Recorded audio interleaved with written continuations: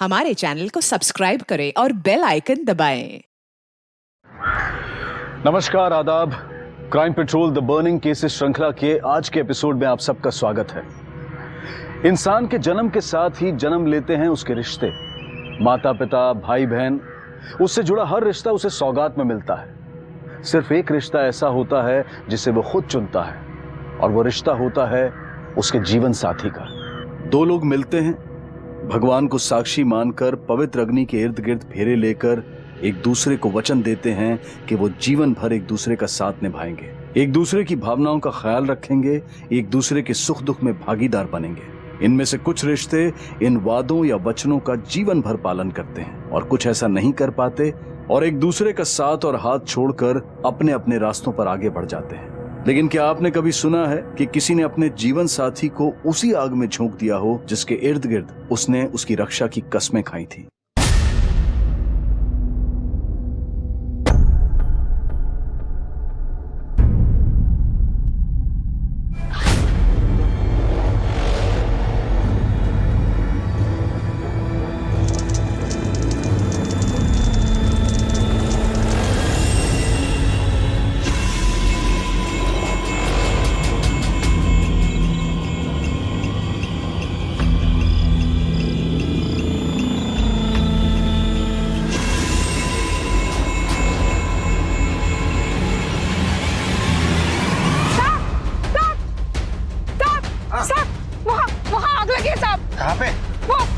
वो इस होटल के पीछे, वाटिका होटल पे।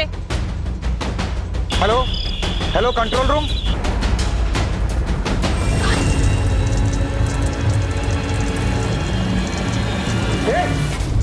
ये क्या कर रहा है? आग को बुझाने के बजाय घी डाल रहे हैं उसमें, क्या जला रही है? सर जी, मैं इस होटल का मैनेजर केदार हूँ। वो क्या है ना, मेरे जो सर जी है ना, मालिक है ना, वो नेशनल यूथ के प्रेसिडेंट है, और पुराने चुनाव में बहुत सारे पेपर और बैनर पोस्टर रह गए थे ना, तो वही जला रहा था। इधर कोई आग वाग नहीं लगी साहब। मुझे कागज और कपड़े की महक नहीं लगती है। हट तू। साहब मेरी बात सुनो, इसमें सिर्फ बैनर और वो है, कुछ नहीं। देखने दे। अरे सर, तू पानी लेकर जल्दी से। हाँ साहब।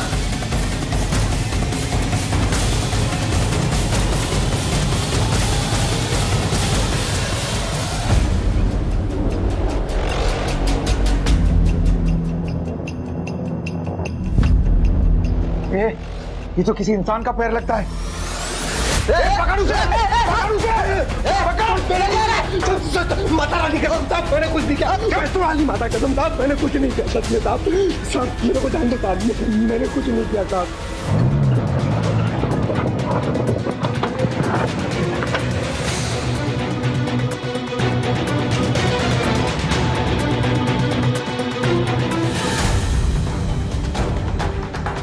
किसी औरत की लाश लगती है। होटल का जो भी स्टाफ, सबसे पूछताछ करो, देखो किसी ने कुछ देखा हो। सर, सर, ये देखिए खून लगा हुआ है।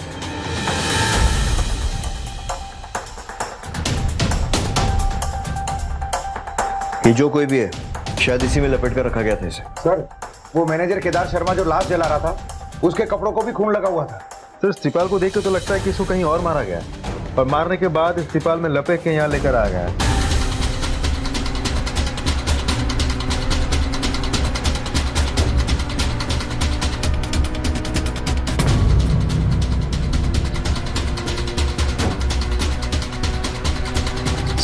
सर ये देखिए, गार्डन एरिया से पायल मिली है। शायद औरत की लाश। सर, यहाँ पे गार्ड स्टाफ सबसे पूछताछ करी है, लेकिन सर किसी को कुछ मालूम ही नहीं है। तंदूर में एक लाश ठिकाने लगाई जा रही थी और किसी ने कुछ नहीं देखा। बॉडी का पंचनामा करके पोस्टमार्टम के लिए भिजवाओ और इस केदार शर्मा को लॉकअप में लेकर आओ। तो इससे वही बात करें।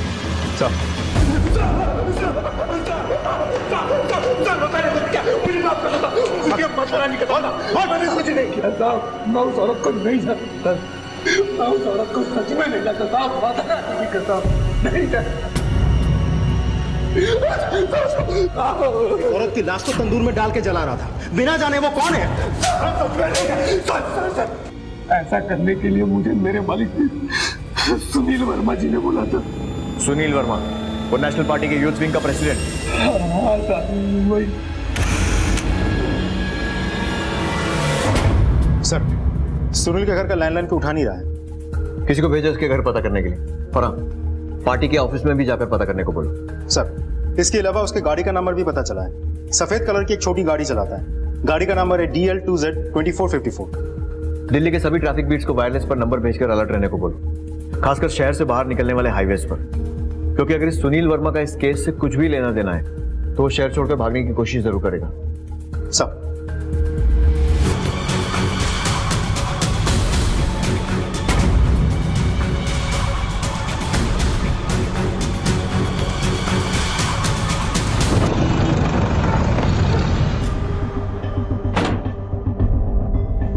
हमें सुनील वर्मा से मिलना है, आपकी पार्टी की यूथ विंग के प्रेसिडेंट। जी सुनील जी तो घर के लिए निकल गए। कब निकले? वही कोई 7:45 के आसपास। लेकिन वो तो घर पे नहीं है, उनके घर पे तो ताला लगा हुआ है। कोई आइडिया है वो कहाँ जा सकते हैं? जी नहीं साहब, लेकिन बात क्या है, कोई मैटर हुआ क्या? आपके सुनील जी के रेस्टोरेंट के जलते हुए तंदूर से एक औरत की लाश बरामद हुई है। अगर उनसे आपकी बात होती है तो उनको बोल दीजिएगा कि हमें कांटेक्ट करें जितनी जल्दी हो सके, वरना वो बहुत बड़ी प्रॉब्लम में फंसने वाले हैं जो आपकी पार्टी की छवि के लिए कुछ अच्छा नहीं होगा। I hope you understand.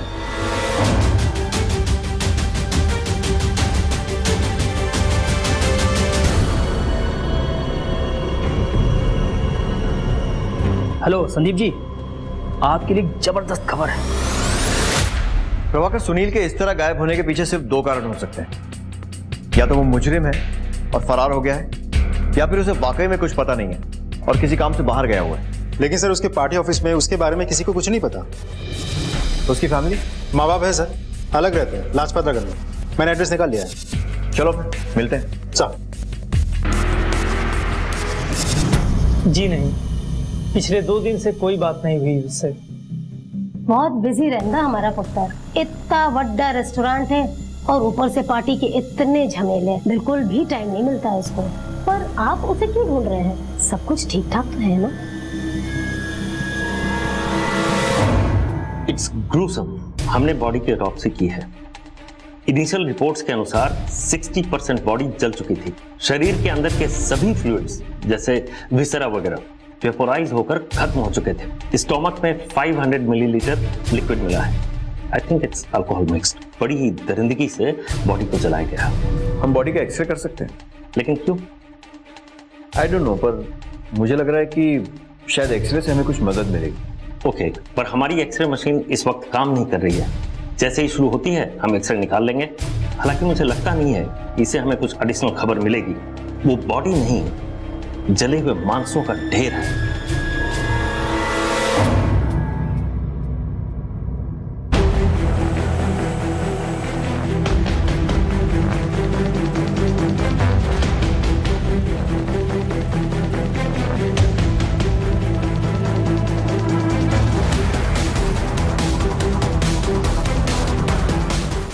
मत से कि ऐसी घिनौनी वारदात मैंने अपनी पूरी जिंदगी में कभी नहीं देखी। Have a seat. Thank you sir. वैसे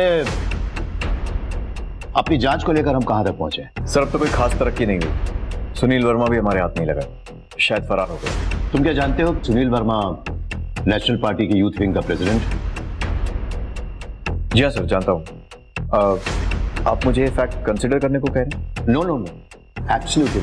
मैं बस इतना ही चाहता हूं कि ये केस किसी भी कीमत पर सॉल्व होना ही चाहिए। That's all. यस सर, और हो सकता है हम पर पॉलिटिकल प्रेशर भी डाला जाए। उसकी फिक्र तुम मत करो, वो मैं हैंडल कर लूंगा। और एक बात, इस केस के बारे में तुम मुझे डायरेक्टली रिपोर्ट करोगे, करेक्ट? सर, विक्टिम की आइडेंटिटी सामने आई?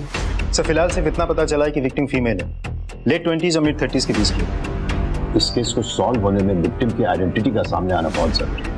सर, हम लोग पूरी कोशिश कर रहे हैं और बहुत जल्द कुछ ना कुछ जरूर पता लगेगा।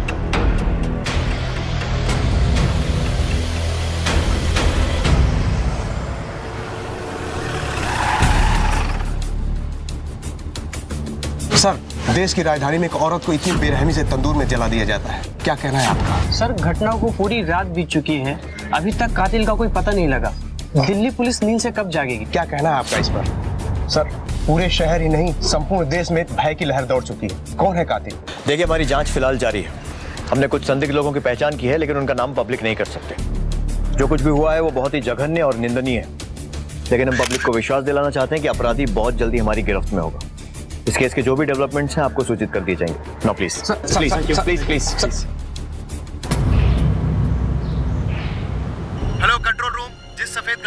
DLXX 1872 के लिए अलर्ट जारी किया गया था, वो हमें करोल बाग में खड़ी मिली है। हम अभी पहुंच रहे हैं। ओके।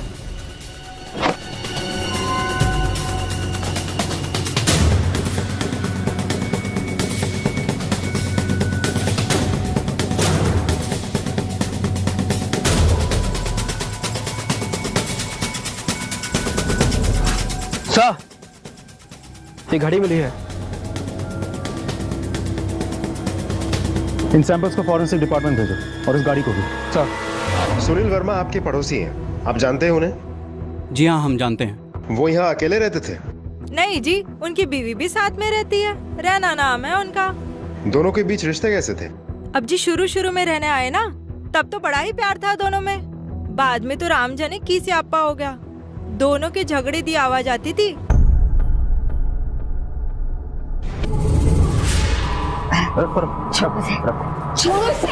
चलो ऊपर चलो, सोने चलो। तुम जाओ, मेरा जब मन करेगा मैं आता। रहना बोला ना ऊपर चलो। अरे क्या रोज की रोज तुम्हारा ड्रामा है, कहाँ ना जाओ। दिमाग खराब है क्या तुम्हारा? कुत्ता पाल रखा है तुमने घर में? चलो अरे चुप रहो, बाहर पड़ोस से सुन दोगे तो क्या बोलेंगे? तुम्हारी वजह से सुना जा रहा है सब कुछ। ठीक।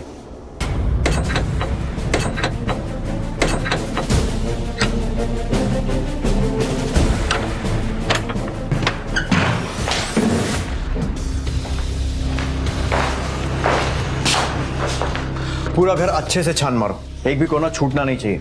लेकिन ध्यान रहे, एविडेंस कहीं भी हो सकता है, इसलिए कोई भी फिंगरप्रिंट, कोई भी एविडेंस खराब ना हो। गो सर।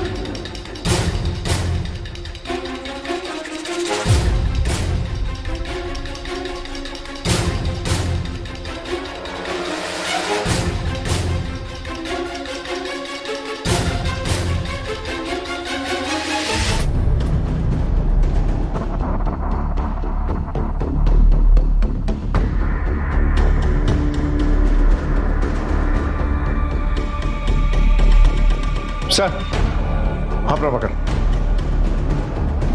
ये देखिए रिवॉल्वर के बुलेट्स के खाली शेल्स, और इधर देखिए सर, खून के धब्बे चारों तरफ है।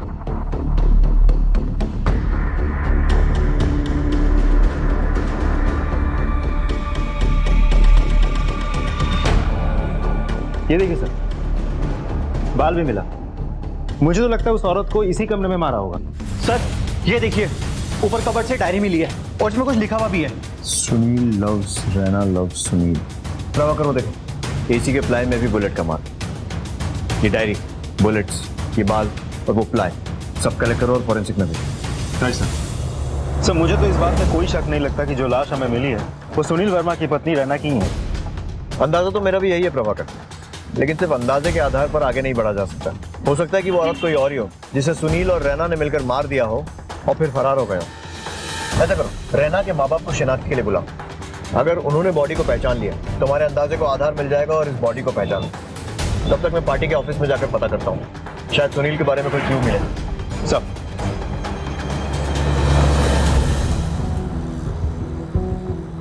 और बैठिए इंस्पेक्टर साहब। और छोटू, और पानी बुलाए इंस्पेक्टर साहब नू। जी मैं हूँ बल्ला, पार्टी की यूथ विंग का national president. Sunil Delhi wing का था, मैं नेशनल का हूँ। रैना को जानते थे आप?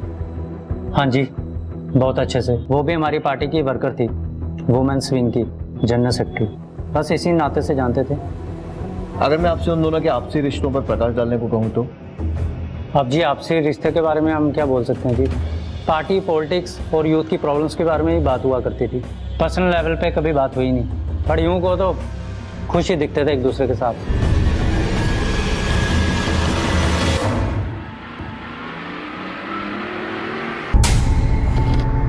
आइए।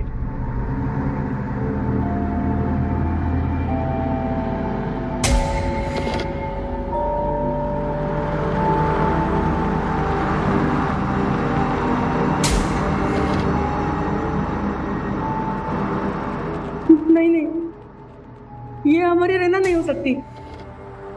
तुम्हारा दिमाग खराब हो गया है। इस जले हुए मांस के टुकड़े को देखकर कैसे पता चलेगा?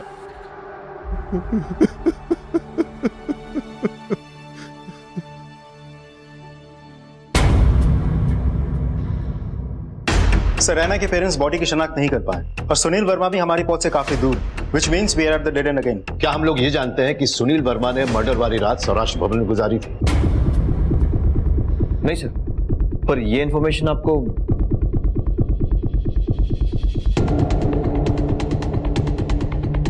Don't feel bad. मैं ये नहीं कह रहा हूं कि प्रेस हम लोगों से ज्यादा अच्छा काम कर रही, लेकिन मैं ये कह रहा हूं कि जो वर्दी हमारी सबसे बड़ी ताकत है, वही वर्दी हमारी सबसे बड़ी कमजोरी भी है। सर, मैं आज ही उस रिपोर्टर को अपने साथ मिला लो। जी सर।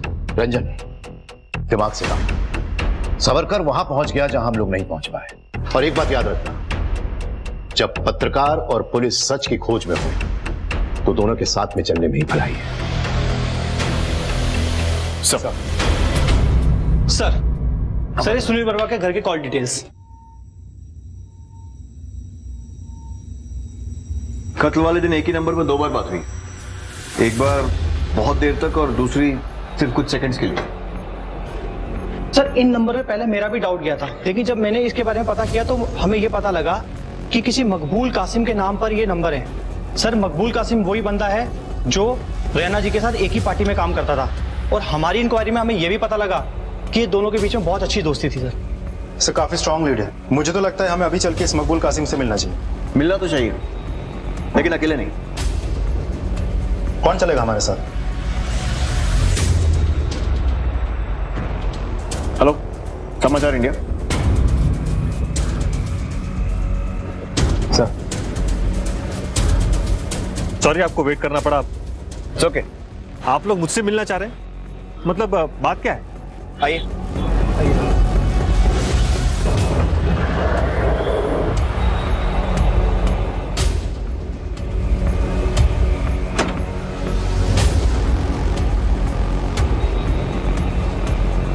संदीप जी, आप इन्वेस्टिगेटिव जर्नलिस्ट हैं और हमारा काम भी इन्वेस्टिगेशन का ही है। आप सरकार के लिए काम करते हैं और मैं अखबार के लिए, लेकिन हम दोनों का उद्देश्य एक ही है, देश और जनता की सेवा।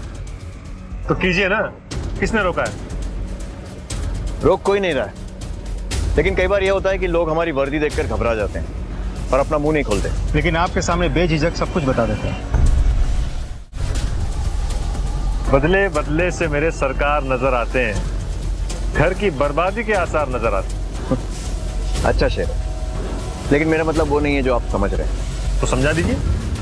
जिस तंदूर कांड पर आप काम कर रहे हैं, उसकी जांच में हमें एक अहम सुराग मिला है, वो हम आपके साथ शेयर कर सकते। ओके। इस दयानतदारी की वजह? दयानतदारी नहीं, डील। कैसी डील? इस केस की हर इंफॉर्मेशन हम आपके साथ शेयर करेंगे, एक्सक्लूसिवली। लेकिन आपको भी इस केस की हर इंफॉर्मेशन हमारे साथ शेयर करनी पड़ेगी।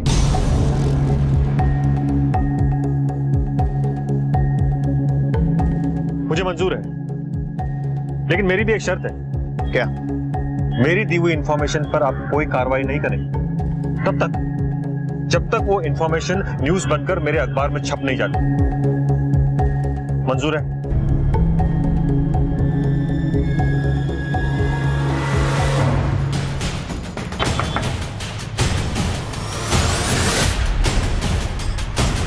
जी, आप लोग? आपसे कुछ बात करते हैं। आइए। रैना को कैसे जानते हो? रैना और मैं एक ही पार्टी में काम करते हैं। बात क्या है? रैना ठीक तो है ना? आखिरी बार कब बात हुई थी? आखिरी बार 2 दिन पहले फोन पर बात हुई थी। और वो बातचीत कितनी देर तक चली थी? एग्जैक्टली तो याद नहीं है मुझे, लेकिन आई थिंक 1 घंटा या फिर उससे ज्यादा। लेकिन आप मुझे बताएंगे कि आखिर बात क्या है? लेकिन उस 1 घंटे की बातचीत के बाद भी शायद आपकी बातें पूरी नहीं हुई, इसलिए रैना ने आपको दोबारा कॉल किया था। हाँ सर, कॉल आया था उसका, लेकिन इससे पहले कि मैं कुछ कहता फोन डिस्कनेक्ट हो गया। प्लीज आप मुझे बताएंगे कि आप इतने सारे सवाल मुझसे क्यों पूछ रहे हैं? रैना ठीक तो है ना? शायद नहीं। बॉडी की शिनाख्त के लिए आपको हमारे साथ मोर्ग चलना होगा। बॉडी? मतलब वो लाश जो तंदूर में मिली थी, आपको लगता है कि वो रैना की थी?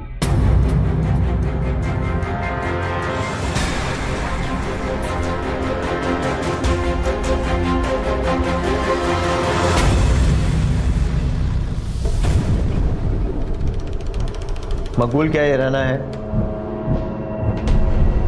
मकबूल। हाँ सर, ये रहना ही है, रहना ही है ये। इसके माँ बाप भी इसे पहचान नहीं पाए थे, तुमने कैसे पहचान लिया?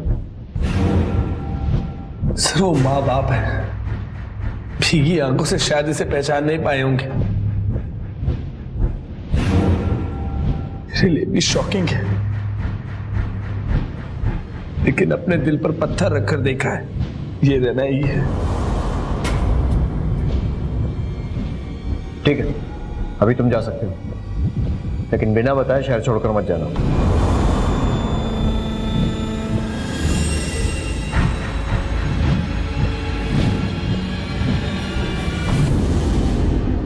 मैं आप लोगों के पास ही जा रहा था। यह है आपके रिक्वेस्ट पर की गई एक्सरे रिपोर्ट, जिसे हमें पता चला है जल के चिपक चुके मांस के बीच रिवॉल्वर की गोलियां फंसी हुई। यस, ये देखिए, गर्दन और सिर के हिस्से में। और ये गोलियां? ये देखिए।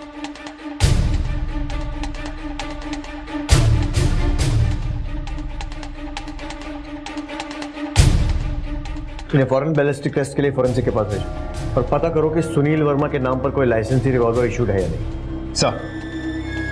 Thank you doctor. सर, मकबूल ने बॉडी को आइडेंटिफाई कर लिया है, लेकिन हमें डबल श्योर होना पड़ेगा कि बॉडी वाकई में रहना की है या नहीं। उसके लिए डीएनए टेस्ट करवाना पड़ेगा, जिसके लिए परमिशन चाहिए। I agree with you. क्या है, इस केस में हम कोई भी चांस नहीं ले सकते। और जो बॉडी से बुलेट्स मिली थी, सर उन्होंने बैलिस्टिक टेस्ट के लिए भेज दिया है, बहुत जल्दी रिपोर्ट्स आ जाएंगी। सुनील की तलाश तेज कर दो। Put a bounty on his head. Right sir. भारतीय पुलिस के इतिहास में डीएनए टेस्ट की शुरुआत इसी मर्डर केस से हुई थी, क्योंकि ये लाश रैना की है या नहीं है, इसको पता लगाने का पुलिस के पास और कोई रास्ता नहीं बचा था। रैना के माता पिता उसकी लाश को पहचानने में असमर्थ थे, इसलिए उनके डीएनए के सैंपल को टेस्ट के लिए हैदराबाद की जेनेटिक लैब में भेज दिया गया, जिसकी रिपोर्ट को आने में अभी थोड़ा वक्त था। सुनील वर्मा अब भी फरार था। इस केस में आगे बढ़ने के लिए अपनी पूरी ताकत झोंक देने के बाद भी दिल्ली पुलिस अपनी कोशिशों से संतुष्ट नहीं थी।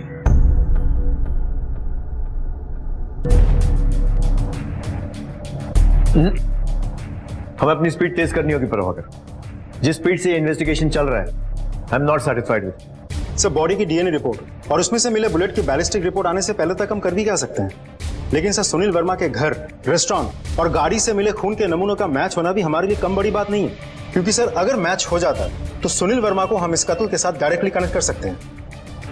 सर, एक इंफॉर्मेशन शेयर करनी थी आपके साथ। इतनी रात को भी पुलिस की मदद के लिए आप आए, थैंक यू। बताइए। मकबूल वो सिर्फ रैना का कलीग ही नहीं था, बल्कि क्लासमेट भी था, और कॉलेज में भी दोनों साथ पढ़े थे। सुनील से पहले मकबूल और रैना दोनों अपने प्यार में गिरफ्तार थे। और इस खबर का सोर्स? जर्नलिस्ट अपने सोर्सेस रिवील नहीं करते इंस्पेक्टर साहब। लेकिन मकबूल ने यह बात हमें क्यों नहीं बताई? चलो। सर, आप अपनी डील भूल रहे हैं। मेरी दी हुई हर इंफॉर्मेशन पर आप तब तक कोई कार्रवाई नहीं करोगे जब तक। तुम्हारा अखबार प्रेस से कब निकलता है? सुबह 6 बजे।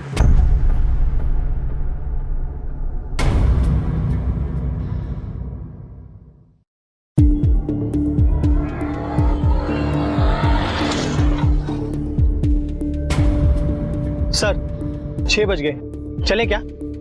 6 बजे नहीं है, बजने वाले। परमिंदर, इंतजार करना मुश्किल होता है, लेकिन वादा तोड़ना उससे भी बुरा होता है। तो कुछ बुरा करने से अच्छा है थोड़ा इंतजार कर लिया जाए। बुलाओ से। हे, रुको, इधर आओ। इस घर में पेपर तू ही डालता है? जी। पेपर दे यहाँ का।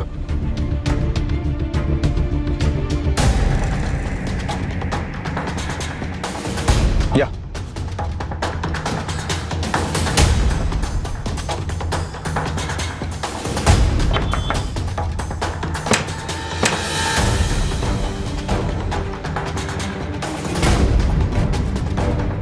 तुम्हारी खबर छपी अखबार में, तो सोचा एक इंटरव्यू तुम्हारा हम भी ले लें।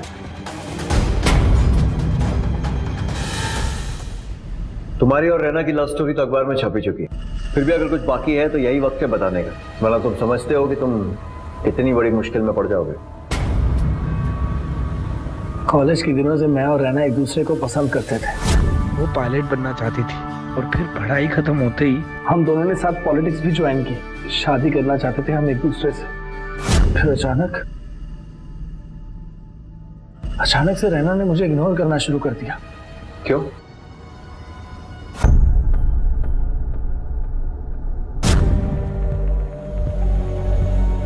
क्या हुआ रैना तुम्हें? हाँ? तुम मुझे ऐसे इग्नोर क्यों कर रही हो? हम दोनों एक दूसरे से प्यार करते हैं ना? जो कभी पूरा नहीं हो सकता। क्या?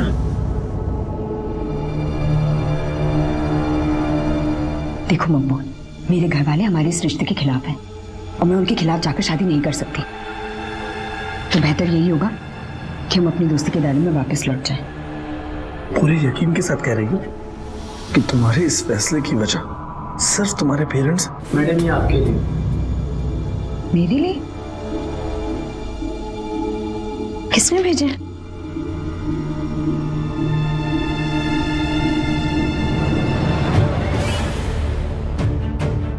सुनील।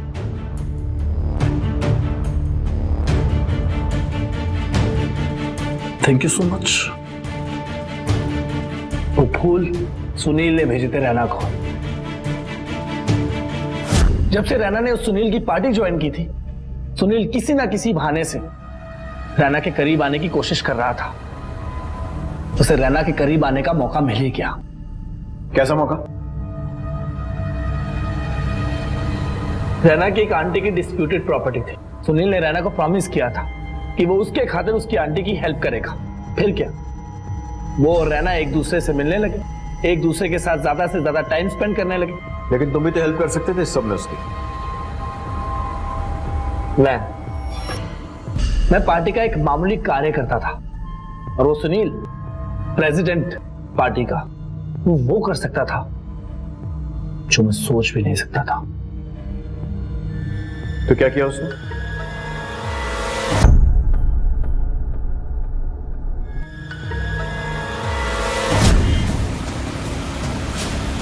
चल निकल बाहर। चल चल आजा। अरे मगर क्यों लेके जा रहा हो? कहां लेके जा रहे हो?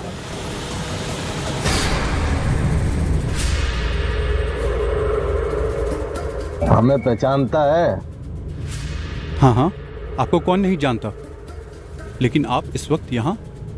पलट के अंदर जा और मकान खाली करना शुरू कर दे, वरना बेटे ऐसा कांड करेंगे कि जिंदगी भर भूल नहीं पाएगा।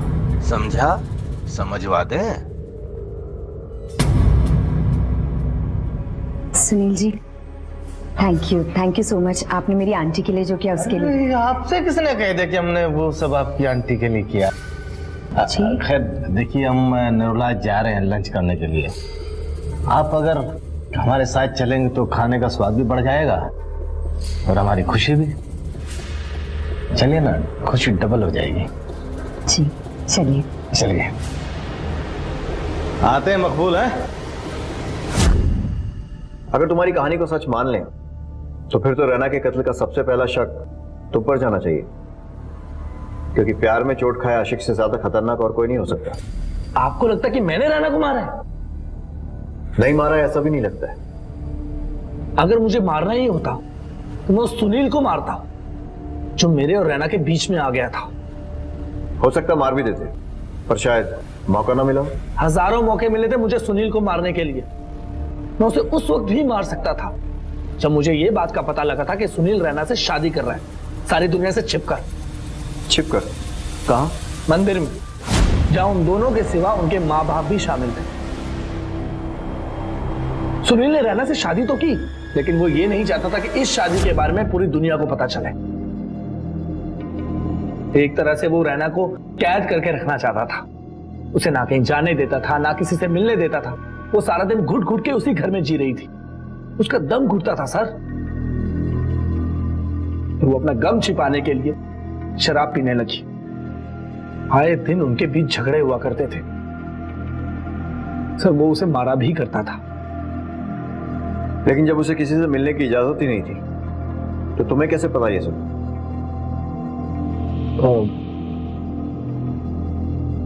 हमारी बातें हुआ करती थी, लेकिन फोन पर, और उस दिन भी उसका फोन आया था, लेकिन मैं ये नहीं जानता था कि उस दिन हमारी आखिरी बार बात होगी।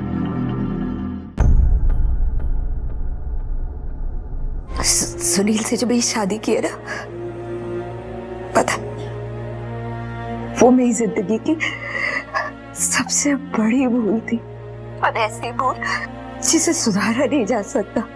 रहना प्लीज मेरी बात सुनो। देखो, अगर तुम सुनील के साथ खुश नहीं हो और उसके साथ नहीं रहना चाहती हो तो उससे अलग हो जाओ ना, डिवोर्स ले लो उससे। डिवोर्स? वो मुझे डिवोर्स नहीं देगा, कभी नहीं देगा। मैं उसका कुछ नहीं बिगाड़ सकती, पता है क्यों? पावर है उसके पास, कोई कुछ नहीं बिगाड़ सकता उसका। अच्छा रहना, मेरी बात सुनो, मैं तुम्हारे लिए कुछ कर सकता हूँ? Any help? तुम मुझे उससे दूर भेज सकते हो? प्लीज मकबूल, प्लीज मुझे उससे दूर भेज दो, बहुत दूर, इतना दूर कि वो जाके भी मुझ तक पहुंच ना पाए। कहाँ जाना चाहती हो तुम? ऑस्ट्रेलिया। ऑस्ट्रेलिया। हेलो हेलो,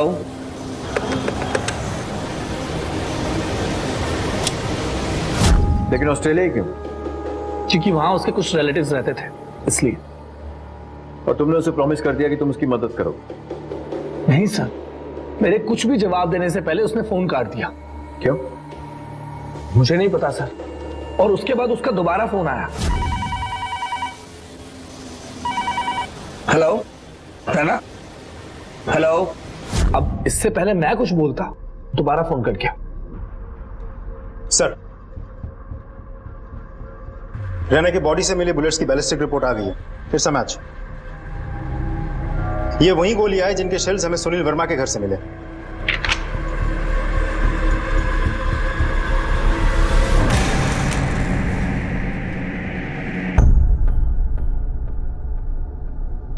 बहुत प्रेशर है मुझ पर।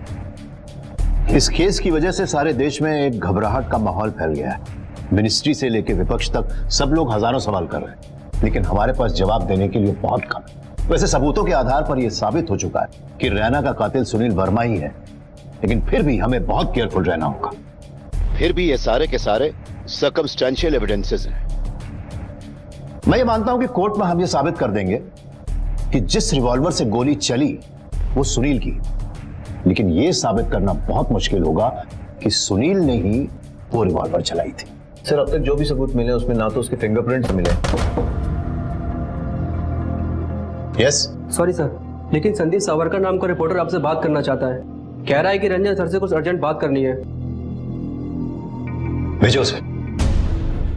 Sorry to disturb you like this sir, लेकिन मैं अपने आप को रोक नहीं पाया। खबर क्या है? सुनील ने मद्रास कोर्ट में एंटीसिपेटरी बेल के लिए अप्लाई किया है। What? अब तक पूरे देश की सुर्खियां बन चुके इस हत्याकांड में फरार सुनील वर्मा ने चेन्नई, जिसे उस वक्त मद्रास कहा जाता था, वहां की एक अदालत में इंटरिम बेल के लिए याचिका दायर की। यह खबर मिलते ही पूरे पुलिस डिपार्टमेंट के साथ साथ गृह मंत्रालय की मशीनरी भी काम पर लग गई। सबका मकसद सिर्फ एक ही था, सुनील वर्मा को अग्रिम जमानत मिलने से रोकना। रैना मर्डर केस इस देश की हिस्ट्री में आज तक की सबसे घिनौनी केस में से एक है, जिसमें एक औरत को पहले गोली मारी जाती है, फिर उसके बाद उसके लाश को तंदूर में जलाकर सबूत मिटाने की कोशिश की जाती है। इसके प्राइम सस्पेक्ट है सुनील वर्मा। दिल्ली पुलिस के पास पूरा पुख्ता सबूत है। सुनील वर्मा अपने राजनीतिक संबंधों का यूज करके गवाहों और सबूतों के साथ छेड़छाड़ कर सकते हैं। माय लॉर्ड, आपसे रिक्वेस्ट है ऐसे में एंटीसिपेटरी बेल को खारिज किया जाए।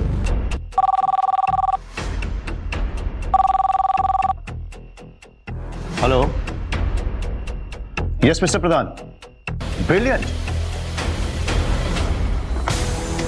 कांग्रेचुलेशंस इंस्पेक्टर, सुनील की अग्रिम जमानत खारिज हो गई। That's great sir. अब उसे हमारी गिरफ्त से कोई नहीं बचा सकता। सर, बाहर प्रेस वाले खड़े हैं, तो मैं उन्हें ब्रीफ करके अपनी कार्रवाई तुरंत शुरू कर देता हूँ। Go ahead. कोर्ट के सुनील वर्मा की अग्रिम जमानत खारिज करने के बाद आपका अगला कदम क्या होगा? सर, सुनील वर्मा कहाँ है? कौन सा सबूत है आपके पास उसके खिलाफ? फिलहाल सुनील वर्मा फरार है और हमारा अगला कदम होगा उसे पकड़कर उसे उसके किए की सजा दिलवाना।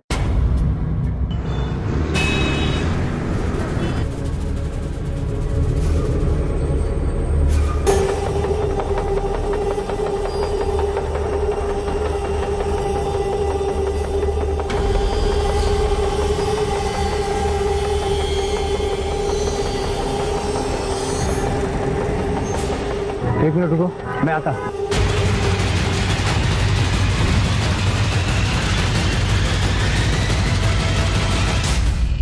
सर, हैदराबाद की लैब ने डीएनए टेस्ट की रिपोर्ट भेज दी है। And as per the report, जली हुई लाश के डीएनए के साथ रैना के पेरेंट्स के डीएनए मैच होता है। गुड, इसका मतलब हमारी जांच सही दिशा में जा रही है। Hello, Jain sir. क्या?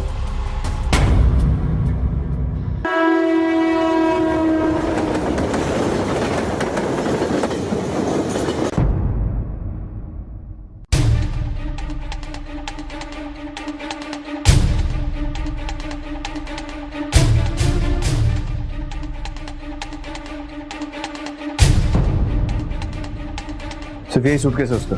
यस। देखें क्या है।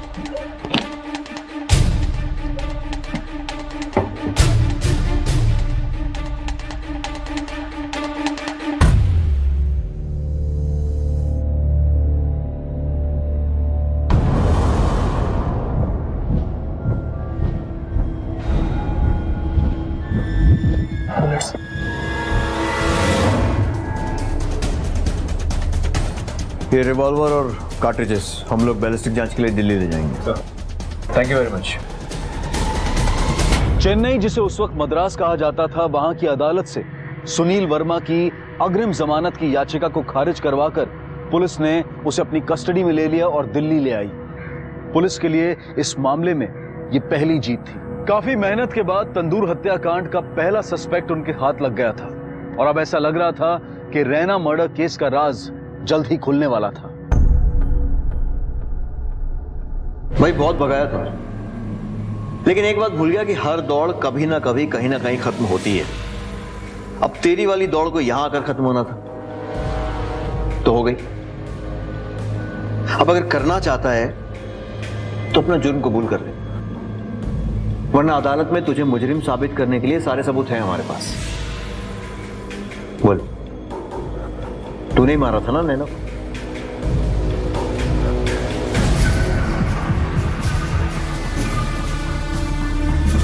हाँ, मैं नहीं मारा था जी।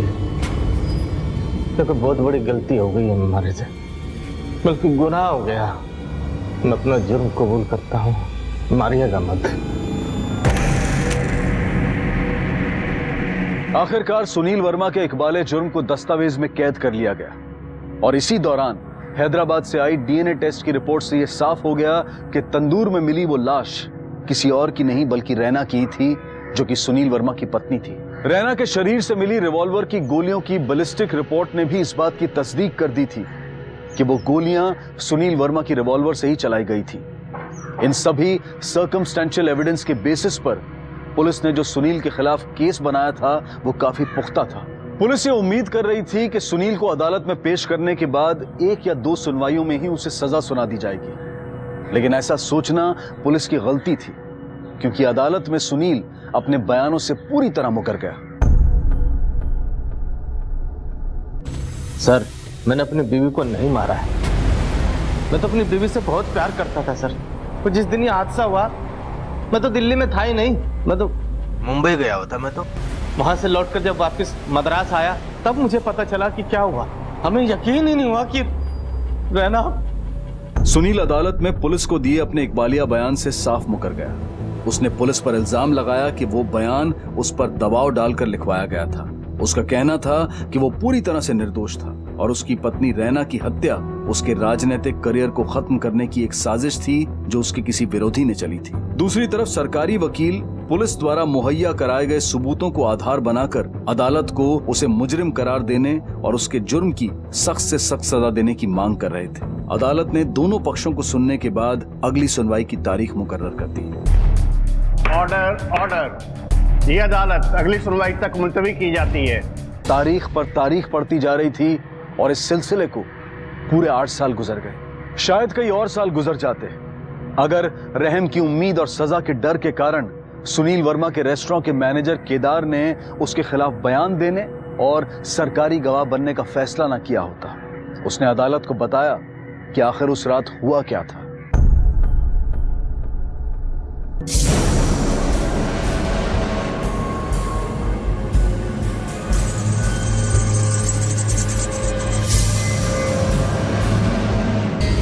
केदार।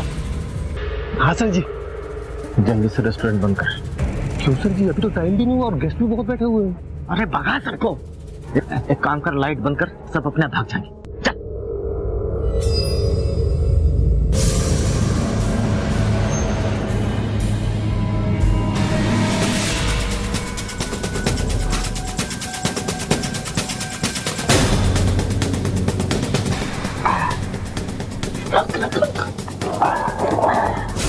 सर जी इतना भारी क्यों है ये बेबी है मेरी, मैंने मार दिया इसे। ये देख।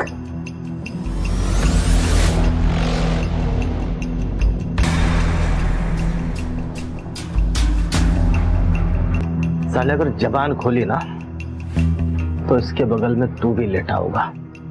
अभी जा और जितना भी घी और मक्खन है सब लेके आ। उसके बाद से सुनील साहब ने मुझसे कहा कि लाश को तंदूर में डाल दो और मैं वहां से तब तक नहीं लूं जब तक लाश पूरी तरीके से जल न जाए। ये बोल के जज साहब वो वहां से चले गए और जैसे ही वो गए पुलिस ने मुझे अरेस्ट कर ली। माय लॉर्ड, इस गवाही के बाद और किसी सबूत की जरूरत नहीं है। आई ऑब्जेक्ट योर ऑनर, इस पूरी कहानी में अब भी एक बहुत ही इंपॉर्टेंट फैक्ट मिसिंग है और वो है मोटिव। मेरे क्लाइंट और रैना ने लव मैरिज की थी, यानी कि प्रेम विवाह। दोनों अपना खुशहाल जीवन गुजार रहे थे, तो ऐसे में क्या वजह हो सकती है कि उन्होंने अपनी पत्नी की जान ले ली? वजह थी सुनील वर्मा का पॉजिटिव। माय लॉर्ड, ये नवल महाशय हैं, सुनील वर्मा के बहुत ही खास दोस्त हैं। आप जज साहब को सारी बातें सच सच बताइए। सुनील जब मुंबई में मेरे घर आया था तो बहुत घबराया हुआ था वो। इसने मुझे बताया कि घटना वाली रात जब ये घर पहुंचा तो उसने देखा कि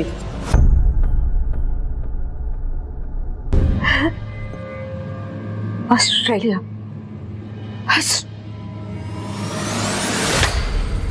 किससे बात हो रही थी? मुझे देख के फोन क्यों काट दिया?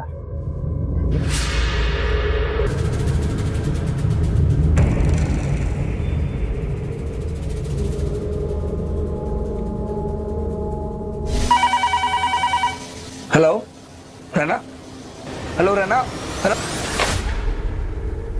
मकबूल, तेरे लिए क्या क्या नहीं किया मैंने। अपने माँ बाप के खिलाफ जाकर तुझसे शादी की, ये बंगला, ये गाड़ी, ये ऐशो आराम है, पर अपने यार से हिस्क लड़ा रही तू। धोखा दे रही थी साली मकबूल के चक्कर में हमको। धोखा मैंने नहीं, तुमने मुझे दिया है। तुमने मुझे धोखा दिया है। अच्छा, शादी तो कर ली तुमने मुझसे, तो कभी पत्नी का दर्जा दिया मुझे? हाँ, कौन जानता हमारे रिश्ते के बारे में? ये कुर्सी, वो पेंटिंग, ये दीवारें, ये चारों दीवारें, बस सिर्फ ये। अरे कभी तुम हमारे रिश्ते को बाहर लेकर गए समाज के सामने? चुप! अगर एक शब्द भी मुंह से निकाला ना, मैं अब और तुमसे डरकर नहीं रहूंगी। क्या करेगी? बोल बोल। अरे तुम मेरी जिंदगी की सबसे बड़ी भूल हो। मैं तुम्हें छोड़कर जा रही हूँ, तुम्हारी इन चार दीवार को छोड़कर जा रही हूँ मैं हमेशा के लिए। छोड़ के जाएगी छोड़ा मुझे। आज तक जिसे छोड़ा है मैंने छोड़ा है। अब मैं तुम्हें ऐसे ऐसे छोड़ के दिखाऊंगी।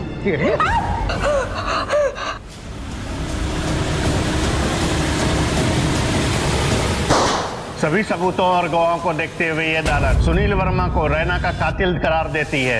It's a rarest case of rare, इसलिए ये अदालत मुल्जिम सुनील वर्मा को सजाए मौत का हुक्म देती है, to be hang till death.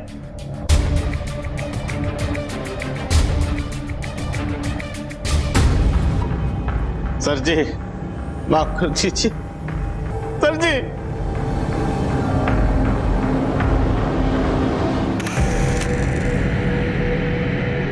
निचली अदालत ने रैना की हत्या के जुर्म में सुनील को मौत की सजा सुनाई, जिसके खिलाफ हाई कोर्ट में उसने अपील की और हार गया। उसके बाद उसने सुप्रीम कोर्ट में रहम की भीख मांगी, जहां उसकी मौत की सजा को उम्र कैद की सजा में तब्दील कर दिया गया और आज वो जेल में है। जो सामाजिक व्यवस्था हमें अपना जीवन साथी चुनने की इजाजत देती है, वही व्यवस्था हमें इस बात की भी छूट देती है कि अगर हम अपने जीवन साथी या उसके साथ अपने रिश्ते से खुश नहीं हैं, तो हम उस रिश्ते से बाहर आ सकते हैं। डिवोर्स या तलाक को समाज भी मान्यता देता है और कानून भी। अब मैं अनूप सोनी आपसे विदा लेता हूं, फिर मुलाकात होगी अगले एपिसोड में एक और चौंका देने वाले केस के साथ। तब तक अपना और अपने परिवार का ख्याल रखें और देखते रहें क्राइम पेट्रोल डायल 100। सबक एक को सीख हम सबको। जय Hind. For more updates, subscribe to our channel, click the show links and enjoy watching the videos.